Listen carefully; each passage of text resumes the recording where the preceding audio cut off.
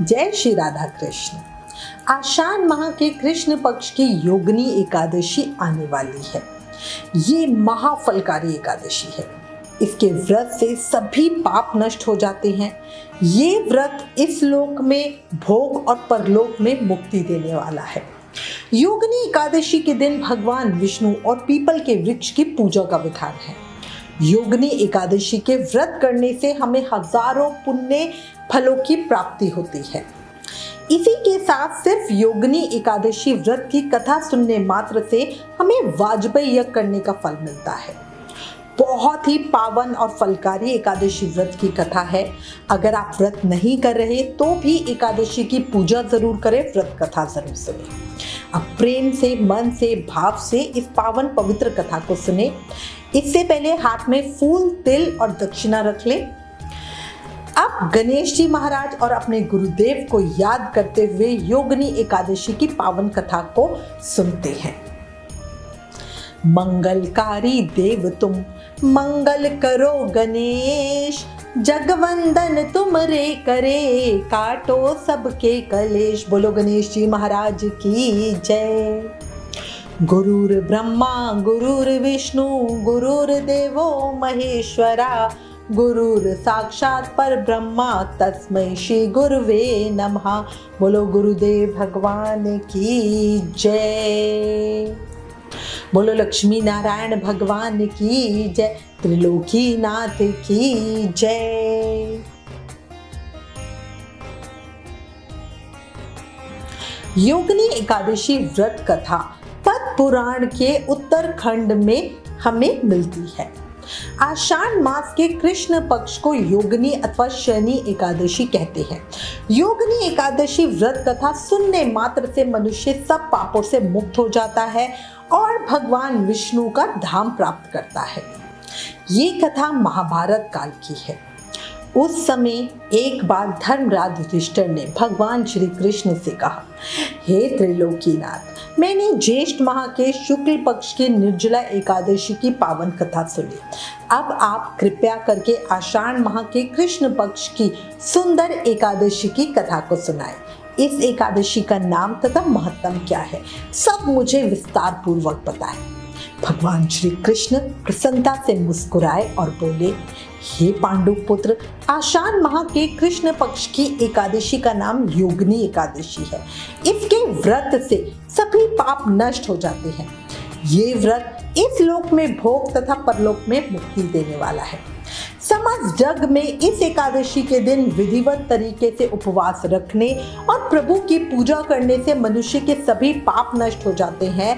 वो मनुष्य अपने जीवन में समस्त सुख सुविधाओं, भोग विलास का आनंद लेता है और अंत में उसे मोक्ष की प्राप्ति हो जाती है। हे अर्जुन, हे युधिष्ठिर, ये एकादशी तीनों लोकों में प्रसिद्ध है। इसके व्रत से सभी पाप नष्ट हो जाते हैं, इसलिए हर कोई इस व्रत को करना ही चाहता है। तब धर्मराज युधिष्ठिर ने कहा, हे प्रभु, योगिनी एकादशी के महत्व को जानकर मेरी उत्सुकता और अधिक बढ़ गई है। कृपया करके इसके बारे में थोड़ा और अधिक विस्तार से बताएं। अब भगवान श्री कृष्ण कहने लगे, हे धर्मश्रेष्ठ, मैं पुराणों में वर्णित एक कथा सुनाता हूँ, उसे ध्यान पूर्वक सुनना। ये कथा है यक्षों की नगरी अलकापुरी की, जहाँ के राजा देवताओं के कोषाध्यक्ष कुबेर थे। वहाँ बड़े ही नेमी धर्मी राजा थे और भगवान शिव के उपासक थे। आंधी आए, तूफान आए, कुछ भी हो जाए, पर उन्हें भगवान शिव की पूजा करने से कोई नहीं रोक सकता था। उनका हेममाली नाम का एक यश सेवक था। भगवान शिव को अर्पित करने के लिए प्रतिदिन मानसरोवर से सुंदर, ताजे, खुशबूदार, सुगंधित पुष्प लेकर आने का काम राजा कुबेर ने हेममाली को सौंप रखा था। हेममाली हर रोज पूजा से पहले राजा कुबेर को फूल देकर जाया करता था। हेममाली की विशालाक्षी नाम की एक अति सुंदर स्त्री थी, जिससे पर हेममाली की बहुत ज्यादा आसक्ति थी। वो हर समय पत्नी का विचार करता रहता था। एक दिन कुछ हुआ यूं कि हेममाली मानसरोवर से पूजा के लिए पुष्प तो ले आया, लेकिन रास्ते में उसने सोचा अभी पूजा में तो काफी समय बचा है, क्यों ना थोड़ी देर के लिए घर चला जाए। उसने राजा के पास आते आते अपने घर की राह पकड़ ली। घर आने के बाद अपनी पत्नी को देखकर वो कामासक्त हो गया और पुष्पों को एक तरफ रखकर अपनी स्त्री के साथ रमण करने लगा। इस तरह भोग विलास करते करते उसे दोपहर हो गई। उसे समय का ज्ञान ही नहीं रहा। उधर पूजा का समय बीता जा रहा था और राजा कुबेर पुष्प न आने से व्याकुल हो रहे थे। जब पूजा का समय बीत गया और हेममाली पुष्प लेकर राजा के पास नहीं पहुंचा तो क्रोधपूर्वक राजा ने अपने सैनिकों को आज्ञा देते हुए कहा, तुम लोग जाकर पता लगाओ कि हेममाली अभी तक पुष्प लेकर क्यों नहीं आया। सैनिक आज्ञा का पालन करते हुए हेममाली के घर गए और वहां देखा कि वो अपनी स्त्री के साथ रमण कर रहा है। सैनिकों ने लौटकर ये सारी बातें राजा को बता दी और कहा, महाराज वो महापापी है, महाकामी है, अपनी पत्नी के साथ रमण करने में व्यस्त था, इसीलिए आपके पास पुष्प लेकर नहीं आया। अब इस बात को सुनकर राजा कुबेर का क्रोध 7वें आसमान पर पहुंच गया। उन्होंने तुरंत हेममाली को बुलाने की आज्ञा दी। डर से कांपता हुआ हेममाली राजा के सामने उपस्थित हुआ। उसे देखकर कुबेर को बहुत गुस्सा आया और उसके होंठ फड़फड़ाने लगे। राजा कुबेर ने उससे कहा, अरे अधर्मिक, तूने मेरे परम पूजनीय देवों के भी देव भगवान शिव का अपमान किया है। मैं तुझे श्राप देता हूँ कि तू स्त्री के वियोग में तड़पे और मृत्यु लोक यानी पृथ्वी पर जाकर कोड़ी बनकर जीवन व्यतीत करे। कुबेर के श्राप से वो तुरंत ही पृथ्वी पर आ गिरा और कोड़ी हो गया। उसकी स्त्री भी उससे बिछड़ गई। मृत्यु लोक में आकर उसने अनेक भयंकर कष्ट भोगे, पर भगवान शिव की कृपा से उसकी बुद्धि मलिन न हुई और उसे अपने पूर्व जन्म की सुध भी रही। अनेक कष्टों को भोगता हुआ तथा अपने पूर्व जन्म के कुकर्मों को याद करता हुआ वो हिमालय पर्वत की तरफ चल पड़ा। चलते चलते वो मार्कंडेय ऋषि के आश्रम में जा पहुंचा। मार्कंडेय ऋषि अत्यंत वृद्ध तेजस्वी थे। वो दूसरे ब्रह्मा के समान प्रतीत हो रहे थे और उनका आश्रम ब्रह्मा की सभा के समान शोभा दे रहा था। मार्कंडेय ऋषि को देखकर हेममाली वहां सर झुकाकर गया और उन्हें श्रद्धा पूर्वक प्रणाम करके उनके चरणों में गिर पड़ा। हेममाली को देखकर मार्कंडेय ऋषि ने कहा, तूने ऐसा कौन सा निष्कृत कर्म किया है जिससे तुझे ये कोढ़ का रोग हुआ है और तू इस तरह से भयानक कष्ट भोग रहा है। महर्षि की बात सुनकर हेममाली अपने कर्मों पर रोता हुआ बोला, हे मुनि श्रेष्ठ, मैं राजा कुबेर का अनुचर था। मेरा नाम हेममाली है। मैं रोज मानसरोवर से सुंदर सुगंधित पुष्प लाकर शिव पूजा के लिए राजा को दिया करता था।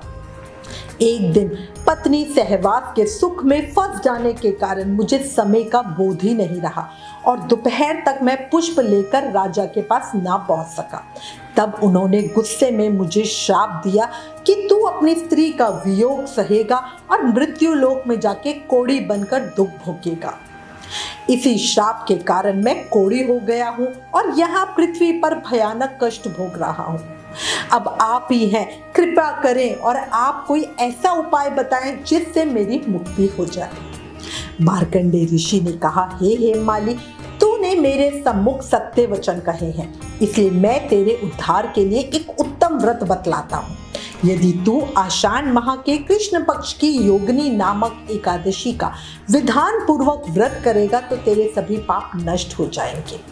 महर्षि के वचन सुनकर हेममाली बहुत प्रसन्न हुआ और हेममाली ने संपूर्ण समर्पण के साथ भगवान विष्णु की पूजा की और योगिनी एकादशी का व्रत किया। इस व्रत के प्रभाव से हेममाली को श्राप से तुरंत ही मुक्ति मिल गई और वो अपने पुराने स्वरूप में आ गया और वापस यश बनकर अपनी पत्नी के पास अलकापुरी में जाकर एक खुशहाल जीवन और सुखपूर्वक जीवन जीने लगा। भगवान श्री कृष्ण कथा सुनाकर युधिष्ठिर से बोले, हे राजन, 88,000 ब्राह्मणों को भोजन कराने के पश्चात जितना पुण्य मिलता है उसके समान ही पुण्य की प्राप्ति सिर्फ एक योगिनी एकादशी का व्रत करने से मिल जाती है। इस एकादशी के व्रत से व्रती के सभी पाप नष्ट हो जाते हैं और अंत समय में मोक्ष की भी प्राप्ति होती है। अंत में हमेशा याद रखो, भगवान की सेवा के दौरान हमें कोई भी अनुचित कार्य नहीं करना चाहिए। योगिनी महापापों को शांत करने वाली और पुण्य फलों को देने वाली है। इस महत्तम को पढ़ने और सुनने मात्र से मनुष्य सब पापों से मुक्त हो जाता है और उसे वाजपेयी यज्ञ का फल मिलता है। योगिनी एकादशी महत्तम समाप्तन। योगिनी एकादशी महापापों को शांत करने वाली, महापुण्यों को देने वाली एकादशी है। हे श्री हरि विष्णु, मैं आपके श्री चरणों में प्रार्थना करती हूँ, इस व्रत कथा को कहने सुनने वाले सभी प्राणियों पर अपनी कृपा दृष्टि बनाए रखना, उन्हें सब पापों से मुक्त करना, अपना आशीर्वाद और मुक्ति भक्ति प्रेम देना। सभी भक्तगण प्रेम से, मन से, भाव से भगवान के पवित्र नामों का जाप करते रहें। हरे कृष्ण कृष्ण कृष्ण हरे हरे, हरे राम राम राम हरे हरे। अंत में कहूंगी, कलयुग केवल नाम आधारा, सुमिर सुमिर नर उतरहि पारा। याद रखना, भूलना मत और हमेशा नाम जाप करते रहना। ओम नमो नारायणाय नमः।